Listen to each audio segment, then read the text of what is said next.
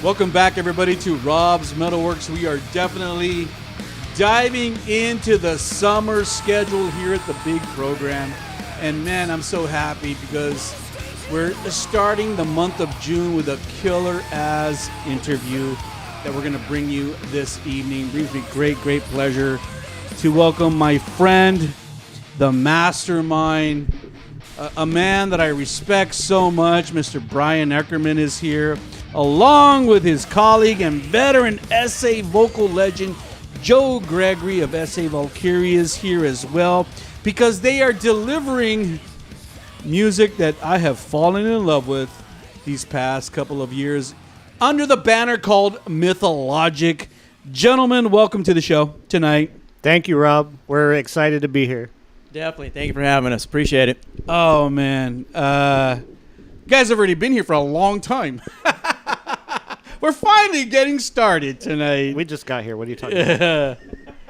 I love that we've been able to talk through some things and drink beers and, you know, talk music and all the stuff that friends do.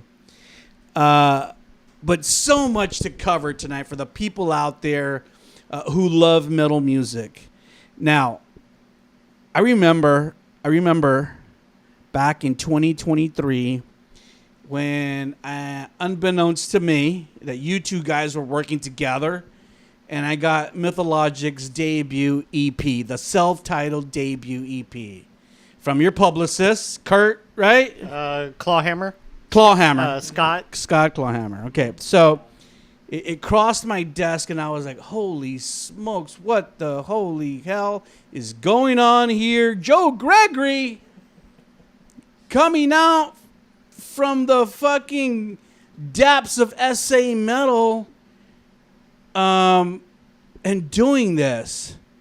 So at first I was taken aback by the fact that you two guys were working together. I would have never thought that you guys would be together. So that's where I want to start. So let me ask you, each of you, like, Bryan, did you know about Joe? And Joe, did you know about Bryan? Yes. I think we both knew about each other. We were Facebook friends for quite a while. Really? And it all came about, I want to say it was around June last year. And it just turns out Joe, he sent me a message on Facebook, and he's saying, hey, I've always loved your music, and if you ever need a guest vocal spot on anything, if you have anything for me to sing on, he's like, I'd be totally down. And he just happened to hit me up at the most perfect time in my life, where I was dealing with some depression. I had a whole, 2 albums worth of songs I'm sitting on that I was supposed to be for my solo stuff, but I just couldn't finish. I lost the vibe that I was trying to get, and so I had probably 20 songs of finished music just sitting there waiting for vocals. And so on a whim, I think the day after he asked me, I kind of thought about it, and I was like, fuck it. Here's a song. Do whatever you want. Here was the title I had. See what happens. And 2 days later, this guy sends me recorded tracks with lyrics to my song title. And so I'm sitting there, and I mixed it, and I'm like, what in the world did we just create? Wow. And it kind of blew me away. I had to hear it over and over and over again. And at that point, I hit up Joe a day or two later, and I was like, sorry for, not responding to you right away after you sent these tracks, but I've just been mind blown. And how about we just make a new project out of it? Because I think it's unique and I like it. And so initially when Joe said, let me just guest, was that going to be a guest on a new Bryan Eckermann? I don't know what he intended originally from the message, but I guess that's how I remember it. But it was it was so good, you were like, oh, we got to start a new project. I sent him the whole song to just have his way with. So it was I guess in my mind, I kind of thought, maybe let's just do something different. But yeah, I don't know. I'll let Joe. So Joe, I mean, a lot of people know Bryan Eckermann. He's done lots of records, and not only has he put out stuff, but amazing stuff. What was it about Eckermann that you kind of were attracted to? Sure. Yeah, no, he was. I'm a big fan of his work. I have been for years. And just what I told him earlier too, he's probably the most prolific workhorse I've ever seen in metal music. The guy constantly just puts out quality music, like almost daily. That's his med. That's your fucking therapy, bro. That's exactly right. I know. That's exactly right. When I'm busy, the thoughts can't get to me. Right, and see, and he and I both share the same work ethic, because he sent me the song. 2 days later, I had it back to him with backup vocals, the whole 9 yards. He mixed it. The next day, he's like, "Holy shit!" He goes, and I was too. I was like, I've never done death metal or even melodic death. I said, "But all right." He goes, "Don't even try. Do you? Even if it's like 80s thrashy with highs, whatever, do you?" I was like, "Okay." So we did it, and we were like, "Holy shit, this actually works in a weird way. It works." I was gonna ask you, because S.A. Valkyrie was more like a power metal kind of thing back in the 80s. Right. And I remember when I first heard this stuff and I began thinking about it, I was like, man, this is like that. Joe's never done dark metal before, Right. Heavy, black, symphonic metal before. But yet here he is doing it, maintaining kind of his own style, and it's coming off. Right. It's working. Yeah, well, Bryan actually, like you said, he's a fantastic producer, and he's made me a much better singer. Yeah. Yeah, just by his feedback, and and plus now starting to listen more to his style of music as far as the bands that he likes. I'm like, okay, so I can still keep a little bit of myself, but then kind of gear it more towards the dark stuff. Yeah. Which I like. Yeah. Correct me if I'm wrong. I'm not wrong. Today is the first time you guys met in person? Yes. Yes. I remember Yes. Bryan mentioned that to me like a few weeks ago, and I was like, what the fuck? So you guys met online, okay, and I know that the ability to share music and collaborate has evolved in the past couple decades. So I was like, yeah, these guys can share music files and stuff like that. But I thought it was kind of weird. They're like, man, these guys have never even met. They're just like, they know about each other and we're working with each other. We actually just because maybe the way that I am, we've never even talked on the phone, because I don't like talking on the phone. Either do I. I like texting. I so hate talking on the our phone. entire relationship is Facebook Messenger, and it makes me comfortable. I don't know how Joe feels about it, but yeah. So we went from Facebook messages to an EP and an album, and here Wow. we are meeting for the first time. Yeah. So you guys met in person today for the first time. Yep. And so Joe, I know you're a San Antonio native, and the people out there should know that too. But you recently moved up north, for family reasons. But I still consider you an SA native.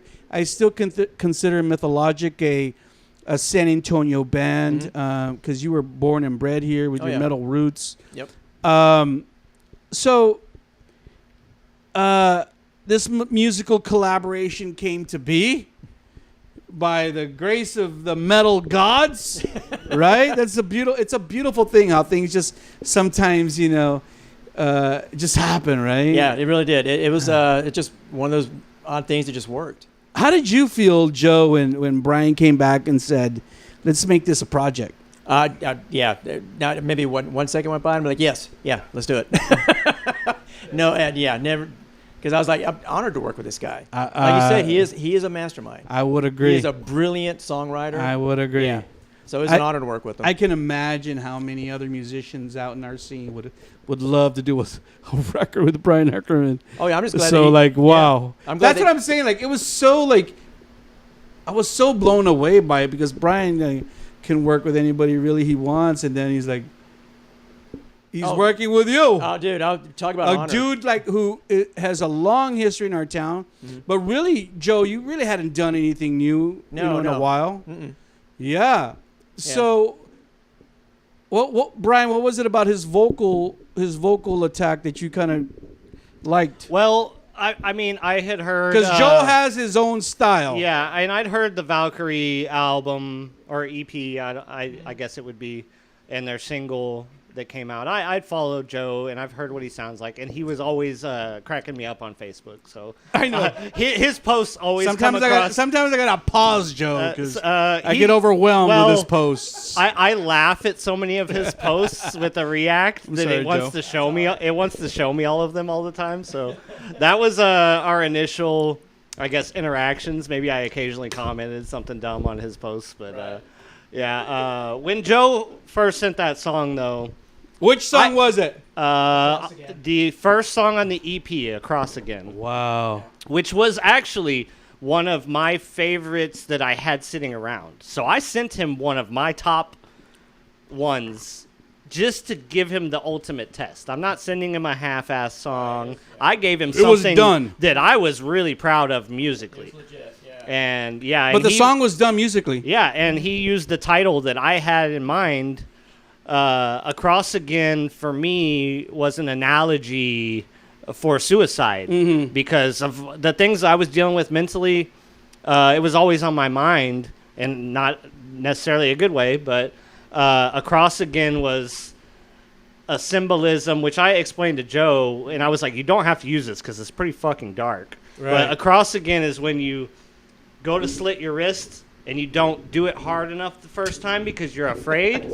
So you have to do it again. So you're slitting your skin across again. You got to kill yourself twice. You got to balls up and do it. You got to but- try kill yourself twice. Yeah, don't. That's not a That's not recommendation good. to No. do that. The song is actually us, I would say, showing that you don't have to do that. You can succeed in something else. You can overcome it.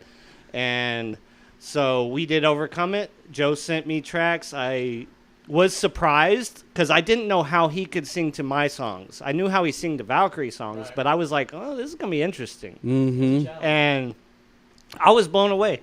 So, yeah, it was like a no-brainer for me. With a little thought, I was like, we could just expand upon this, and who knows what might happen. Yeah. And all the EP songs were songs that I had sitting around, but on this full album, we've got some songs that I wrote already knowing what we sound like. Yeah. So it's like we developed a sound without really having to try too hard, a really unique sound, and then now I know what it sounds like and where I want to go from there, so it's given me more inspiration to create new music. And, I think would be remiss not to say, too, that I'm sure you felt, Brian, because on your solo records, you sing and write lyrics. Now you're like, I got another dude. I don't have to worry about lyrics. I don't even have to worry about singing. This dude's going to do it for I'm going me. to be completely honest. Yeah, I know. Okay, I love doing my solo stuff, but I hate doing vocals. I hate writing lyrics. It's always a pain in my And now you got this fucking dude ass. doing it. So he's taken the weight of responsibility off something that I do struggle with at times. And so the fun part is always making music for me. And then I'm like, oh, I got to write vocals now. Yeah. Oh. But you gotta write lyrics now. yeah, it was also really positive to work with Joe because I don't work with many people that have their own setups at home, so it's like they got to come over and record with me, Right. and it takes my effort and my time to get it tracked. So it's a really great thing to have Joe where I can send him songs. I don't have to stress, and in a few days he sends it back, and then I just got to mix it. And if I want anything changed, or if I got ideas to send him as a producer, I'll send him the ideas, and he knocks it out real quick, sends it back. And it's just such an easy process. When he sends it back, does he just send the vocal track, or is it the vocal track with the music?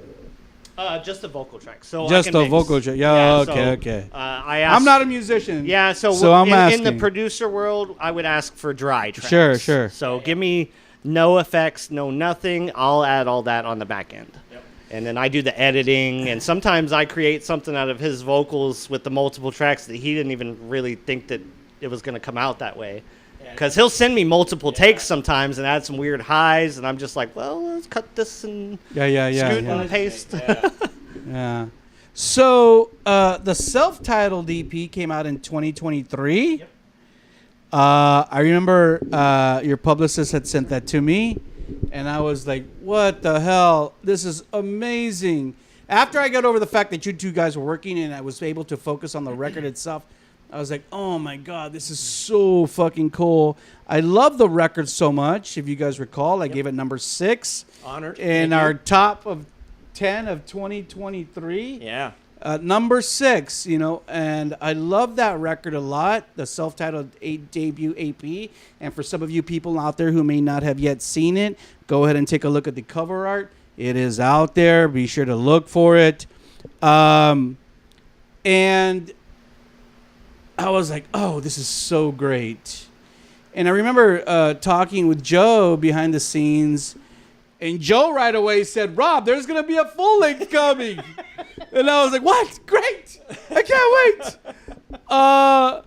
So how soon after the EP was released did you decide that there's going to be a follow-up full length? I think, actually, we finished the 4 songs for the EP. And then Bryan said, okay, now we got an EP. We can put it out just for a little bit of exposure. But we kept going. So we did, in a matter of 6 months, we wrote and recorded, 13 songs? Yeah. Yeah, EP and the full album. So from June to December of last year. So that was always the plan? Yeah. Yeah, we just kind of kept going. We was like, oh, another song. Yeah, so we actually never stopped from the EP. No. So we had those 4 songs done, and as we were working on the 5th song, which is Fallen Empire, which is the most epic song, we made the decision, I think, partway through recording that of, hey, let's... it was around the time we came up with the name also. Yeah. I'm going to ask about that. So we said, hey, let's take these 4, release them into the world, get the name out there, make the Facebook page, get the Spotify, just get it out there, get some promo, and see what fans we can bring in before unleashing the full thing, which we were planning. So the writing technically just never stopped. Like, it could all be seamless in one album, but we decided to call it 4 songs and then save everything after towards the new album. And when we got to the 9th song on the new album, I think we both were maybe feeling a little burnout because, let's take a break, bro. I was like, okay, I think I'm done for now. And I sidetracked and wrote another solo album. Thanks for sharing that because, non-musician people like myself, it's hard for us we don't understand, how you guys write. And sometimes, like you said, like, oh, Rob, the Blood in the Sky has been done for months already, and we've been sitting on it, and now it's finally out to the public. But, the thing is that the momentum was there between you and Joe, and you just guys rode that fucker all the way. It never stopped. EP straight into album. Yep. And it was just like, at least for musicians like me, I'm sure I'm not the only one, but when I need a rest, I don't actually rest. I just work on something else. Yeah. Distraction. It's just like, I'm done. I'm tired of this at the moment. I'm going to do this. Right. And then 3 months later, okay, I'll go back to that. Right. And there's a whole lot of back-end stuff that it comes with releasing an album. So we had a whole lot to still achieve. Sure. Once the music was done. There's videos artwork, to make. Videos. Promo, pictures, everything. It was a lot. But the thing is that you guys do all those things. I think at this point, Bryan, like in your career, you understand, like, not only do I got to write a good record, but I got to do all this back end stuff to make it and push it out into the market so that people will actually listen to it. Now, on that note, Bryan, you're a well-known guy, musician. People know your work from the various kind of bands you've done, Scars of Flesh, your solo stuff, Wings of Abaddon, everything that I've always kind of loved too. So when this music started coming out, were you trying to do something different musically, or did Joe's kind of lyrics and vocal attack make it different? What because when I hear Mythologic, obviously it's its own thing, but I'm not sure if it's just because of Joe's vocals, or were you actually writing a little different musically? I'd say at this point now that we have an album, it's a little bit of both, because all of the EP and probably 60% of the new album is stuff I had previously recorded to us even deciding to do this project. Right. So Joe did his amazingness on those songs and turned them into something that I didn't fathom could happen. But since we had recorded a good handful of songs, we did dive into writing some new ones for the album, which actually ended up being some of the best ones. Yeah. So Scorched Earth, which was the first single, was the first song I wrote knowing what Mythologic sounds like, and I wrote it specifically for Mythologic. Right. So I wrote it for Joe's voice. Right. And then we wrote Lord Death, which is the second single. Right. So those two songs, and then actually Satanel too. Yep. That's another brand new one. So all three singles from Blood in the Sky were brand new written songs, not previously recorded. So that lets you know where we're headed. And then there was a few, I wouldn't say recycled, but reused older songs that I had that he brought some good new elements to that also added to the diversity of the album. And for those people out there maybe who have not heard the record, I mean, if someone said, Rob, well, how do you describe Mythologic? I was like, it's like kind of like, I don't know, like dark, progressive, like dark metal. Like I don't even know how to describe it. Like dark thrash metal. It's kind of like really heavy. You guys, like you have some piano stuff in the Purgatorium song, which has kind of been a trademark of what you do, Bryan. And what I love about whenever I listen to your music, bro, it's like, oh, that's the Eckermann tone, the guitar tone. Yeah. I love your guitar tone, bro. And it's like, your solo work, it's never like too speedy. It's kind of like right in the middle, and I love that about it too. I like to try to write solos that you can mouth.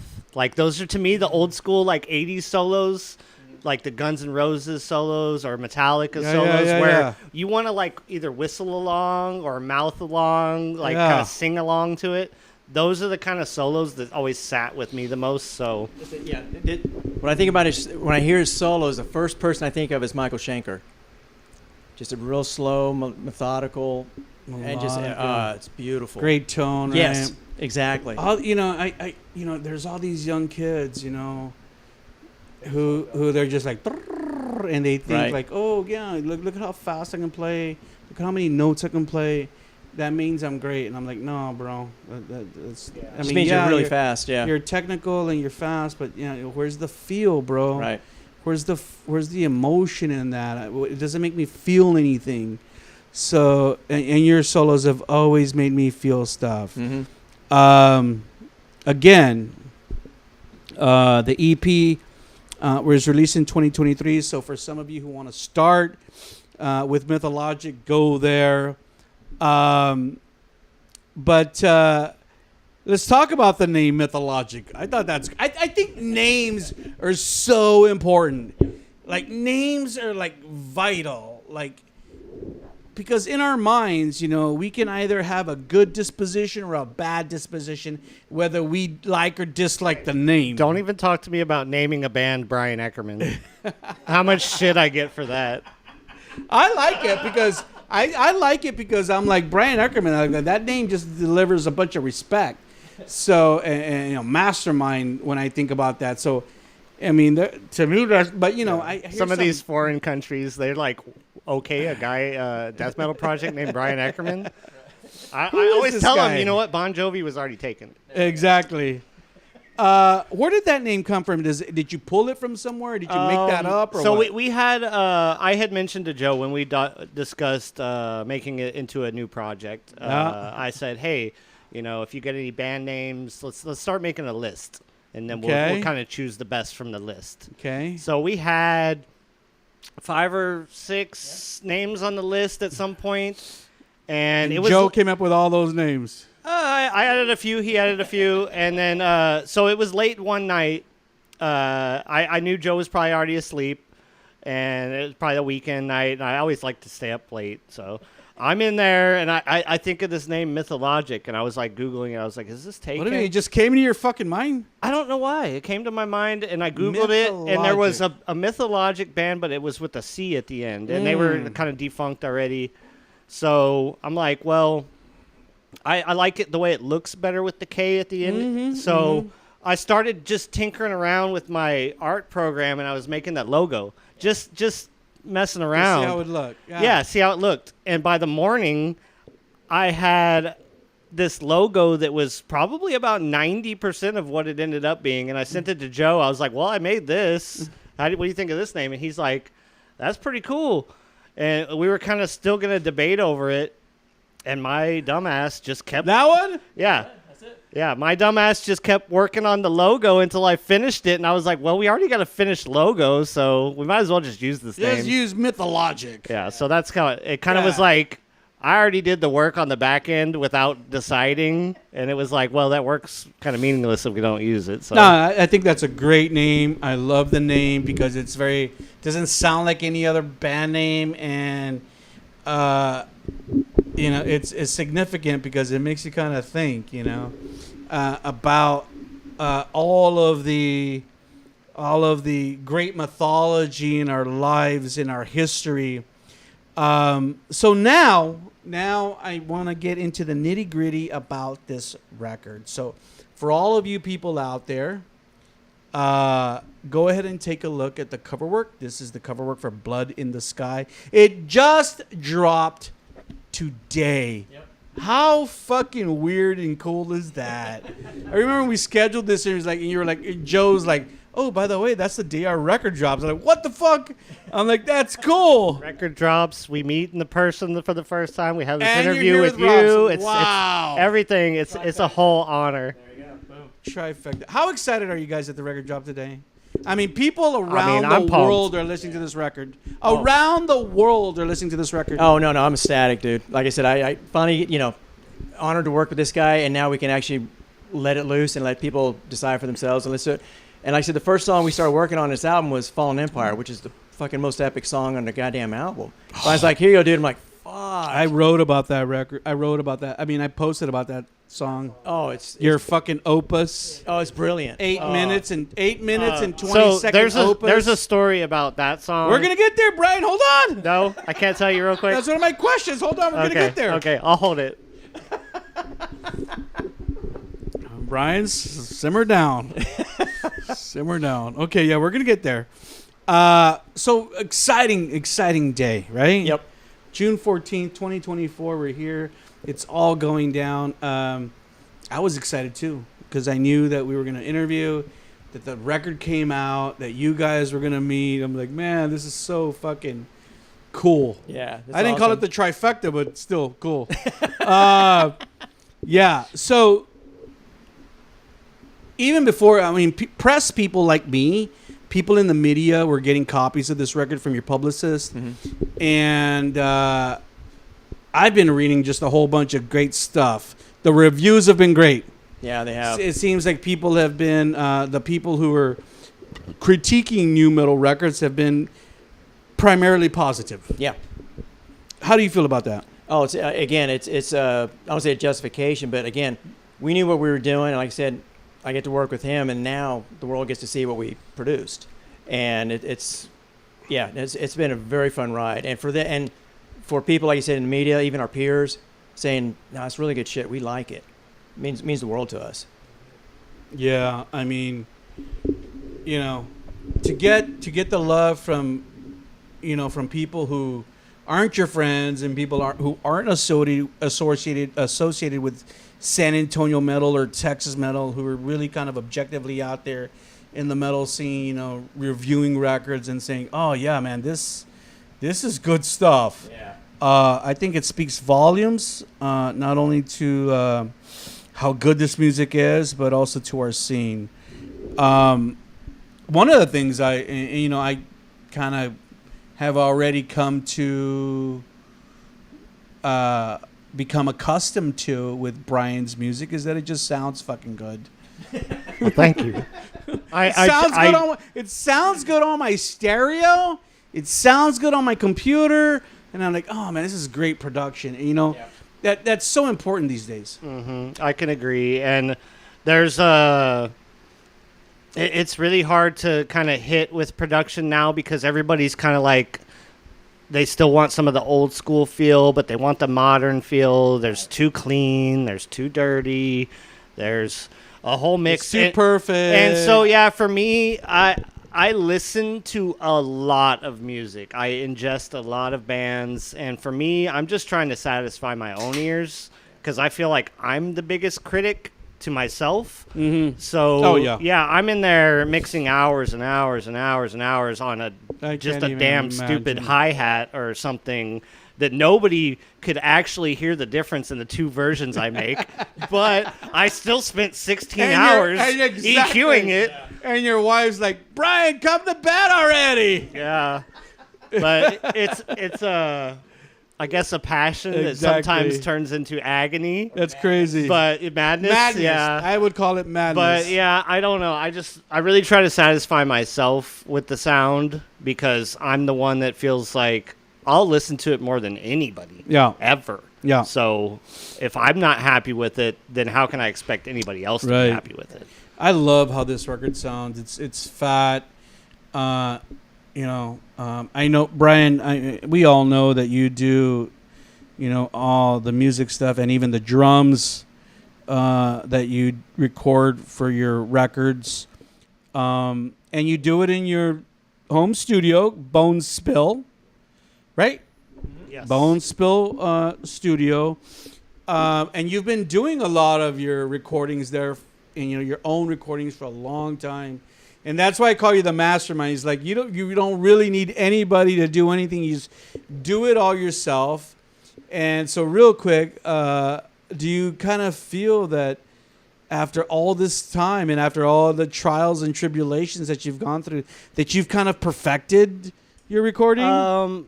Yes, because if to you an say extent. no, I know you're pretty fucking close. Yeah, so about 10 years ago was when I released my first solo album. Yeah. And that was the first album I physically released that I produced. Right. Like every album I put out before that with my other bands was recorded at some studio. So Yeah. I had always been working on my own to get to that point. Yeah. And I don't feel like those first few albums were that great looking back on them. Like the music was okay, but some of the production steps were missteps, and it was a growing experience. But I want to give big credit to our 2017 Scars of the Flesh album, Harvest the Souls. It was our debut album for that project, and I spent 6 months mixing that album to make the leap forward that I needed to make. And ever since then, with that 6 months, that template I made for a lot of those sounds, with each album I put out, I expand upon that core. So I'm never going back to square one. I'm starting from this amazing production. Next album is just a little bit more amazing, and I feel like where I'm at now, my process is so streamlined. I literally record into my final mix, so I don't have to worry about what is this going to sound like when I send it off for mixing. I know what it sounds like from the moment I record it.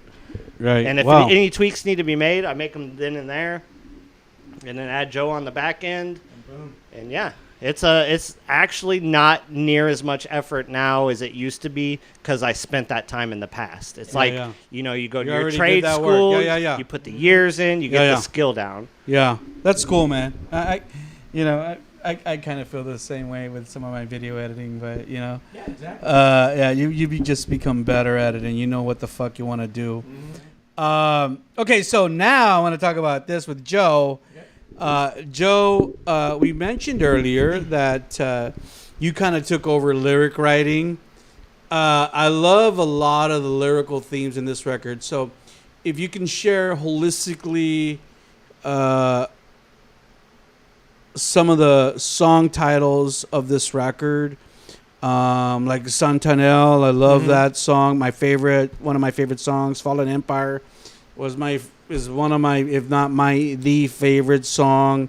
I love Blood in the Sky too. God, man, these songs are just like, there's so many good songs on this record, but if the lyrics weren't there, I don't think it would hit the mark as strong. Oh, thank you. So share a little bit about lyrically what you were shooting for. Now, correct me if I'm wrong. Did I hear Bryan say, I came up with the title of the record, and then you go from there? So Blood in the Sky, was that your title? So some of these song titles were Joe, and some were some things I had previously. Like Fallen Empire, I had that title from when I wrote that song years ago. Yeah. But it was just something special that I held on to. And I always gave Joe the option. When I sent him the song, I'm like, here's the title I had. Maybe here's my idea I had. But if you want to change it, it's fine. So there's sometimes where he did, sometimes where he didn't. Yeah. And I want to say Fallen Empire's one we kept. What I had, Disease of the Soul, I had that title, Purgatorium. Yep. But Blood in the Sky, I want to say was Joe. I can't fully remember. We kind of went with a couple titles on that one for a bit, and it ends up being the album title. Right. But yeah, Satanel was Joe. Scorched Earth. Scorched Earth was Joe. Dark Waters. Dark Waters. He actually was like either Leviathan or Dark Waters. Yeah. Because it's about Leviathan. Sure. But I was like, Dark Waters sounds I kinda like more Dark brutal. Waters too. Exactly. So Joe, was there kind of like a whole kind of ominous concept you were focusing on, or are each of these songs kind of their own thing? No, definitely. It's loosely based on Milton's Paradise Lost, the poem. Like I said, fascinated by it when I was a young man. Kind of a different viewpoint. Is that the 7 deadly sins? No, a little bit different. This is when Lucifer was cast out of heaven by God, but it was kind of told in Lucifer's point of view. So we kind of went with that theme a little bit. And then I wanted to bring in some other players into the battle, like Behemoth, Leviathan, the twins, then Satanel, because he's a lot of people, it depends what book you read. In the book of Enoch, Satanel is a different character completely than Lucifer. Lucifer's still the lighted one or morning star, and he just wants to get back to heaven or have revenge against God. Satanel wants to destroy everything. Oh. So he's more evil. He's more evil. Really? Yes. See, I never even heard of that. Yeah, so we went with that. That's cool. Yeah, book nerd, so I read everything I can get my hands on. And then I remember when that single came, I was like, Satanael? Yeah. I didn't know how to say it right. Right. And How do you say it? Satanel. Satanel. Got it. Yeah, and the way we had all the songs done, and the way Bryan wanted to have the song order was absolute perfection, because we came out with we came out with Blood in the Sky, boom, punch in the face, here we go. Then if you look, Fallen Empire is kind of in the middle, so you kind of reach the peak. And then you see Lucifer, he's struggling with sorrow and anger at the same time. Then it kind of starts going down a little bit. And then with Epilogue, you see the finality of the battle. And then a new god appears, wipes the slate clean. Somebody said that live Epilogue would be amazing. That'd be One fun. of the reviews. I think all of these songs live would be amazing. Yeah, Epilogue's got some. Yeah. We're gonna get there because So it's kind of a concept album, but not really. Loosely based. loosely based. But each song is a chapter in the entire book. Yeah. Thanks for sharing that, and we have to talk a little bit about Fallen Empire. I posted about that song on my social media because I remember listening to that song and I was like, oh man, okay, this is the longest song on the record, and I love how it just progresses, and I thought, man, this is like really like an opus of a song, and I was like, I love it. So how did that, like an 8? I mean, I can understand a 3 and a 3.5 minute song, but a fucking 8.5 minute song that really has to take like. That really has to me. I feel like okay, that has to have like its own purpose and fucking meaning for the songwriter to write a song that long. Well, let me kind of explain. So back in 2019, I was writing a lot of music, and I was inspired specifically by one band for that song, and it was I don't know if I'm even saying it right. Or if you've heard of it, but it's Der Weg einer Freiheit. Does that sound familiar? Mm-mm. Okay, I believe they're German. They're what? You what, think? I believe they're what is called atmospheric black metal. Oh no. Okay, so they're fucking amazing. By the way, you need to check them out. But so I was listening to a lot of that band. And it was giving me some different vibes and different ideas to roll with. And when I started with that clean part, I already knew that song was going to be long. Yeah. And drawn out. And when I was done with it musically, it held such a special place in my heart that I was afraid to sing on it. Because I was afraid I'd mess it up. Because the music was perfection. Like anything I've ever done in my life, that music might be one of the best songs I've ever written. And I said that. Yeah. So we finished the EP, actually, I had discussed with Joe. I said, I got some other songs, but I want to send you this specific one. And I told him, I said, I'm not sure if it's going to work or not. So I said, if I tell you that I don't like it, don't be offended because this song is really special to me. You're like, Joe, don't fuck it up. I said, Yeah, exactly. yeah, I was like, Joe, don't fuck it It up. has to be perfect or I'm going to tell you no. No, it's not off the record. So, yeah, I sent it to him. And of all the songs I've sent Joe, he didn't send this one back right away. Oh. He sat on it for a while. Of course not. And after he you thought said it that to out. him. Exactly, yeah. Yeah, and he thought it out, and when he did finally send it back to me, I was literally mixing it, and I was like, just kind of dragging and dropping what he had to like hear the parts, and I was like, holy shit, that's fucking amazing. Like, that's epic. Yeah. And it blew me away. And I want to say the only parts that we did a little bit of retake on was like the intro clean part and the outro clean part, just because he wanted to perfect it like just right for that emotion. Yeah. But all those middle parts with the heavier thrash vocal, which I think he went even heavier than his normal vocal for that feel, it really was just like the one take, you know. I didn't do a whole lot of studio magic to it. He just sang it so good to match that music. And Wow. I'm still mind blown listening to it. And you don't even know how many retakes and redos that he did in his own studio. Exactly. Yeah, that's why I sat on it for a while. 'Cause I wanted perfection, because he trusted me enough for that song. So I mean, I couldn't do anything less than perfection for his music on that song. You know, Joe, I know that people and even myself, we talk a lot about Bryan Eckermann and bloody blah mastermind, but I have to tell you, man, now that I know that you did all the lyrics and the lyric and the singing takes on this record, because Bryan is saying like, hey, when he sent it to me, I was like blown away. He's like, that's a lot of work on your part. And I hear your singing, and it's like you, to me, like I heard like this new style that Joe Gregory was doing, and then you incorporated some of your old 80s style in it.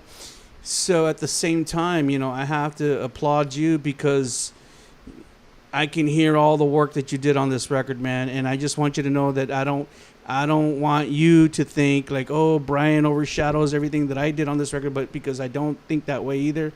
I can hear everything that you did on this record, and I want the people out there to know that this record would not be as great without all the wonderful work that you did on it. Thank you, brother. That means the world to me. I'm honored, seriously. Thank you so much. And I want you to know that I hear it, man. And I was like, fucking Joe Gregory's back. He's back. What the fuck, man? At 57 years old, he's back. Yeah. Like I said, I had the right catalyst. Wow. Like I said, he gave me masterpieces, and all I had to do is put a few more strokes on it. And that's the beautiful thing about life, bro, and relationships. You know, we have people come into our life, and they can bring troublesome things into us, and they can bring beautiful things into us. Yeah. And they can bring both of those things simultaneously. I think we both pulled ourselves out of a funk because we're, I was and I just want to say that he came around at that time in my life where I needed it most. Wow. Because I needed that excitement and that inspiration to push me over a big hump I was at in my own life. I was struggling, and it's just ever since then I've felt revitalized. I wrote a whole new solo album in 2 months. Just because of how inspired I was. And that was after writing all the Mythologic stuff. So it's I have to give Joe big props for coming into my musical life when I needed him the most. And, we've created some amazing things in such a short period of time. Yeah. I now that the record's out, it dropped today, everybody, again. Be sure to go get it right now after you watch this interview. I want to comment more on that later, but I know that you guys released have kind of been promoting this record, releasing some lyric videos.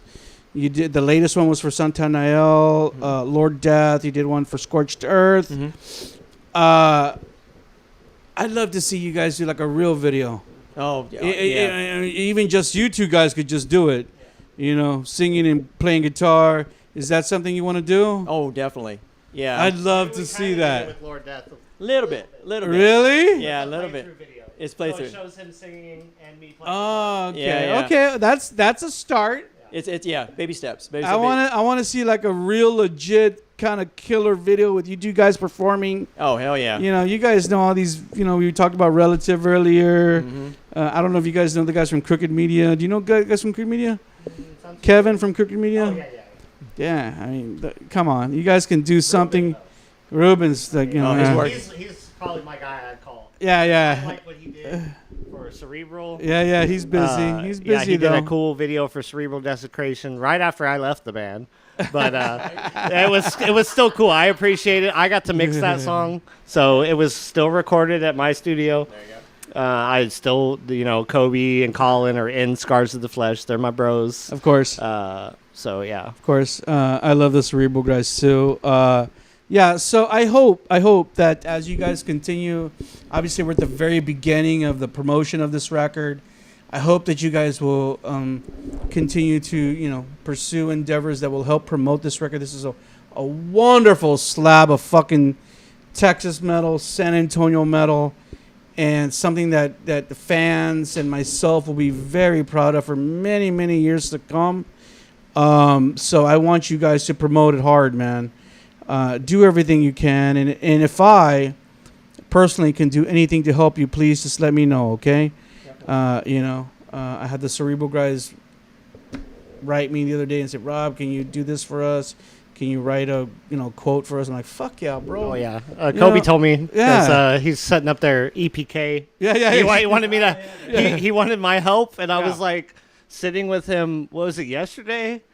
And I'm looking at this site, and I'm like, dude, I don't know what the fuck I'm doing on here. I'm trying to help, but that was one of the few times that I'm baffled. This site is confusing as fuck. Yeah. And usually I'm pretty good at navigating sites and setting up things. That's why Kobe reached out, but I really was not a help at all.